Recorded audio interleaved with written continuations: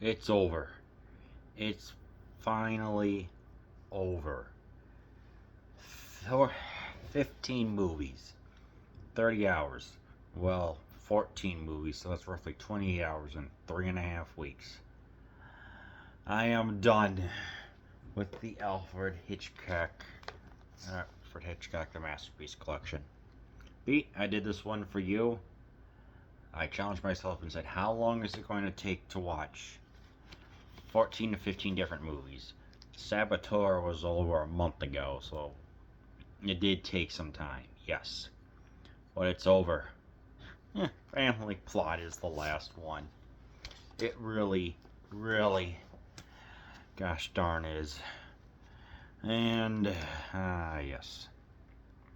Chaos ensues in this suspense comedy when a phony psychic and her not so bright boyfriend cross paths with a slick diamond merchant and his beautiful girlfriend. Isn't touching how a perfect murder has kept our friendship alive all these years, says Arthur Adamson. And by this time, in 1976, Hitchcock was in not that great of health, but he still managed to complete at least one more movie. Family Plot was Hitchcock's 53rd and final film. Damn. This film was originally titled Deceit. Famous for requiring that his actors stick to the script word for word, Hitchcock let the actors improvise and create some of their own dialogue. It was reported that Barbara Harris, as Blanche Taylor, improvised a wink that Hitchcock kept in the final shot of the scene. And, yeah. This one's a good way to go out on. It's got some of the usual motifs. It's a couple who... A blonde in a white dress. You got a person who's an heir to a lost fortune who is ultimately a true scuzzbag. He's actually a murderer. And he does this out of living, kidnapping and holding them at ransom, eventually letting them go because they're worth over $1 million. Then you got the fake psychic who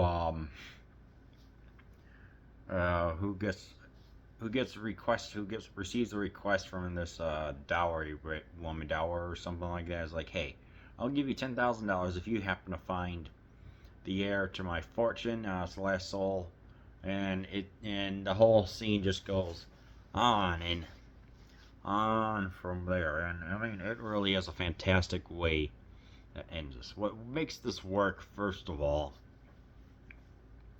new faces. There weren't exactly. It's like there were a couple of people. Karen Black is in this. She's the most famous actress who plays as Fran, who dresses up in kind of, I guess, blackish. I'm sorry. I'm so tired right now. I mean, this was all fantastic, but oh my word. See right here? This is her. Here's the poster. Here's the Japanese print. And here's Alfred Hitchcock in his last cameo right here. So, it's, how ironic that Karen Black is wearing black. That's funny. Everything works in here well. I mean, it's a personal film. It's a personal movie, first of all. So, but it's also at the same time there is a little bit of the trotting adventure that we're used to. I mean, they do go what 2 hours up to a diner to meet information about hey, here's the person who can deliver the information where you're looking for of Arthur Adamson, aka Eddie Shoebridge. And lo and behold, some real scuzzball just tampers with their accelerator, and they go, and then arguably in a great scene that was taken from paying tribute to North by Northwest. This couple who've only had like maybe one or two beers, they somehow have to kind of travel their way down a mountain, and they somehow manage to get down, but they don't injure themselves. Their car is kaput though. It's damaged beyond recognition, and it's like, yeah. So eventually the super deluxe edition schmuck who tampered with everything comes down. Joe Maloney is like, yeah, hey, like, hey, fancy meeting into you here. I didn't see you up there or whatever. And it's like, they give some quips and exchanges. You know, it's like this is yet again another dark comedy. So they give chase, and ultimately the guy goes careening over a mountain, and his car and the car explodes. I mean, it is a massive, massive fire. I mean, it's a blazing inferno, which is just interesting to look at and see. Like, yeah, yeah, this Super Deluxe Edition schmuck deserved it 150,000%. That's how much of a schmuck he was. So, performances are great. It's like, yeah, all the newcomers, and like, they play the not so bright but at the same time bright couple, but just the, like, it's like, hey, let's, but we also get an interesting way how the parties kind of meet, not really meet for the first time. We get introduced. It's like, okay, Psychic and the boyfriend are driving, and right as they're driving, they nearly run into a woman in black, Karen Black, and she's walking to a police station, holds them for ransom. It's like, it's another one of the motifs where the murderers think that they can get away with it, but ultimately, because of reasons they do not, as seen in Rope and a little bit, I guess, a little bit in Shadow of a Doubt. So this is like a where the movie still has its own identity, but ultimately the film just it feels like a proper send-off by having the motifs that he is known for. I mean, there is some irony in here, but it's not as ironic as it was in some of the other ones. So it's like everything that we associate with him, everything just works out here, and it's like, you know what? I liked it. It was a good, proper send-off for the true master of suspense. And, it's like there's some suspense because it's like, hey, I was like, what's going to happen to the woman? Is she going to be captured? Are they going to do their own detective work? Things like that. So it ultimately just feels like, hey, yeah, it ultimately feels like, hey, this is a complete movie. It's 2 hours long, and it feels like a proper 2-hour movie. The trailer featured a graveyard, which Alfred, I think, did not make an appearance in there. So they just instead of maintaining it, they just let the weeds and grass grow for a month. And of course, there are a couple scenes like a funeral, and when our attorney friend / taxi driver, boy, that's a combination, goes and investigates, looks at the headstones, notices that the supposedly Ed Shoebridge was built in 1950. Looks at the headstones, one that's been eroded over time, but there was a fresh one that was playing in 65. So obviously he had something to do with billing his parents because he didn't like his parents. It's not really explained why, but we just get to know what a real super deluxe edition schmuck he is. I mean, he's the next level of being a schmuck.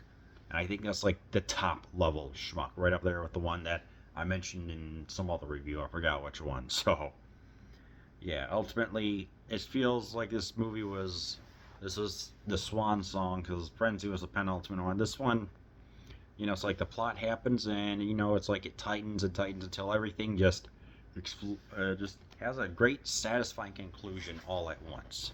So, yeah, I really do recommend Family Plot. Now, if you would think I was going to end it there, nope. It's also wrap up, final thoughts, what have you. So, how do I feel upon seeing 15 freaking Alfred Hitchcock movies? These are not movies that you watch as background noise, first of all. These are films that you watch when you want something cerebral and something to think about, when you want to kind of test your movie-going intelligence and make you question things, This is a movie. This director was truly unconventional. What he did alone with the dramatic. It's like I want to go through each one quickly because I want this to be a proper tribute video to the man himself. Saboteur, This riveting wartime thriller stars Robert Cummings as a factory worker who is falsely accused of sabotage and sets off on a desperate, action-packed cross-country chase to clear his name. This is like the dramatic use of irony. The people who are supposedly upstanding role modelish are the ones who are part of the saboteur ring. It's a good introduction and a nice way of just showing, hey, it's like this isn't exactly going to be the standard way of how you think of how movies are going to go. The famous scene at the Statue of Liberty where Fry falls down, that was repeated throughout some of his movies and has been homaged to dozens of times. Shadow of it, this one was pretty good. Shadow of a Doubt's, this one's alright, I guess. It just felt like too much, like something needed to happen, and something did towards the end, but I just got a little bored by it. I mean, it's still fine for what it is, I guess. I mean, maybe the only name I know is Henry Travers. That's about it. This movie was alright, I guess. It was alright. It's like second one, and it's just I don't know. It could have been better, but it's okay. It's alright. Rope was freaking fantastic. Just the fact that these two college grads are trying to be an Ubermensch and thinking that they are better than that they build a man, and then Jimmy Stewart comes in and he's got his accent when he plays their teacher, but he manages to unravel their plot, and eventually when they see what's going on inside the little chest, yeah, it feels like it's a play. It is a dramatic stage play. I thought this was freaking great. I love this movie. It's in color. The suits look great. And it just takes place all in one apartment, so it does feel claustrophobic but lively at the same time. Rear Window is freaking fantastic with Jimmy Stewart. You see, I'm confined in a wheelchair, but I'm also being a guy. I'm also feeling a little voyeuristic because I'm the one who's kind of like showing the audience, like, hey, I am seeing I'm also exploring gender dynamics in some of my movies, and the fact that Hitch actually managed to build an entire soundstage with apartments that have people living in there, because he did not like on-scene shooting in like various parts of the country, prefers it not pay just for whatever reason. So yeah, freaking fantastic. The Trouble with Harry was it was a comedy. This was more, it is the dramatic irony, but it is funny. Well, no one really minds that Harry is dead. Everyone has a different idea about what should be done with his body in this quirky mystery starring Shirley MacLaine and John Forsythe. And the quote, he looked exactly the same when he was alive, only he was vertical. Well, that's funny. So, just the fact that they actually dug up his body, because the captain of supposedly a captain right here, thinks that he may have shot Harry, and instead what happens is something else entirely. Well, it's kind of like how the people in the small town who think that they are great on the surface are not. Yeah. Darkly funny, and I really enjoyed this one. The Man Who Knew Too Much was an epic, sprawling movie that some people say felt like an Indiana Jones, and yeah, I can see that. And it's it's like Doris Day and Jimmy Stewart. Boy, that's a combination right there. The fact that there's the song that she sings that became a very popular tune for her, and even especially in her TV show.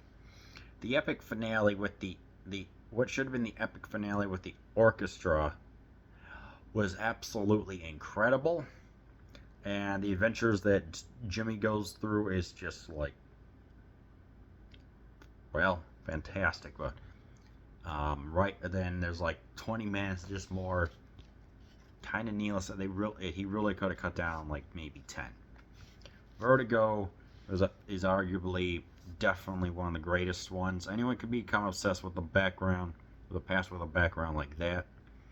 As for reasons I already stated, the CG intro, the Just the fact that Salt Base did the first ever computer generated introduction, and it's liney and kind of looks like looking into the eye like you're descending a staircase. Absolutely incredible. I mean, what can I say? Just scene after scene, um, about like how one could be obsessed with love and things like that, and it's just wow. Kim Novak does a great job. North by Northwest is definitely more of a fun movie, very influential in James Bond, and especially North by North Quahog and Family Guy. I mean, that alone is a freaking fantastic episode. But Cary Grant starring in it, it's just such a great movie. Um, Very many great scenes, especially with Mount Rushmore at the climax. Highly recommended. Psycho. What else can I say?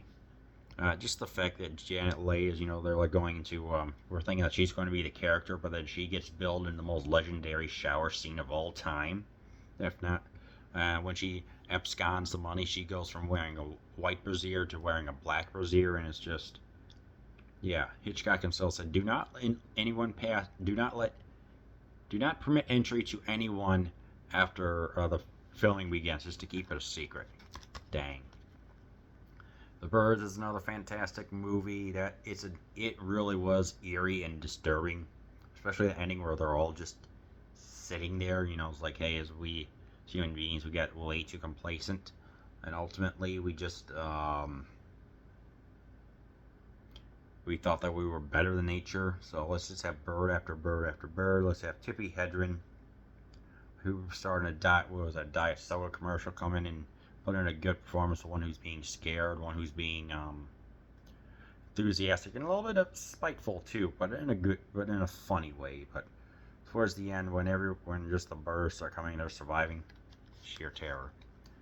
Marnie is fine. It's good, it's like, it's interesting to see me, Sean Conroy, in a non-James Bond film that's even outside of Outland. So, yeah, if you want to see me, if you want to see him and Tippi Hedren in with good, believable chemistry, and I would say definitely a nice, it's a nice, good pairing and about overcoming trauma and stuff like that. Torn Curtain is alright.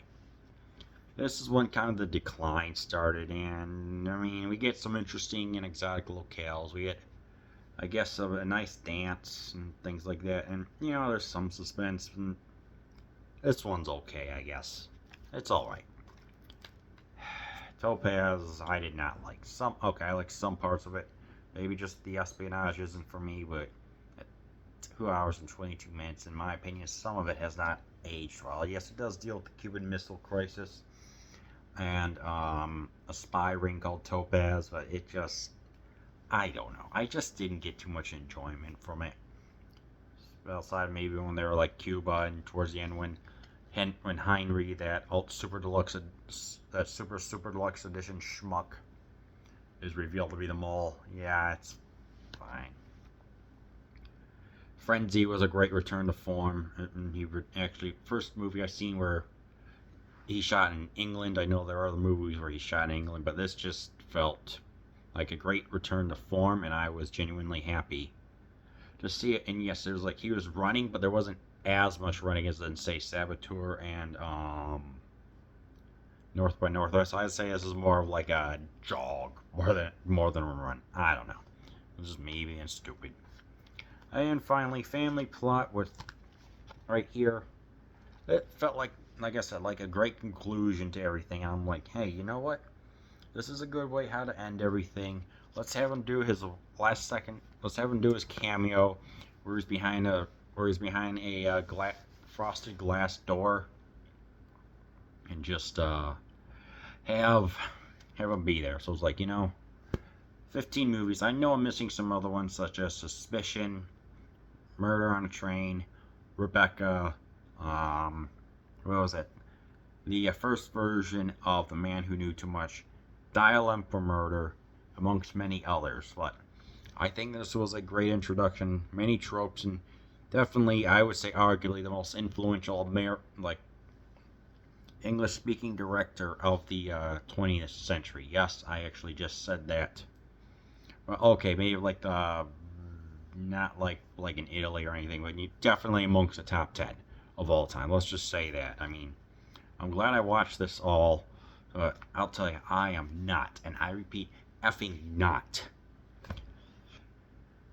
doing anything that requires that much attention. Because if I'm going to do the MCU, Gamera, Godzilla, Japanese monsters, and James Bond, I'm probably going to space them out a little bit more. I just wanted to get through this, but you know what?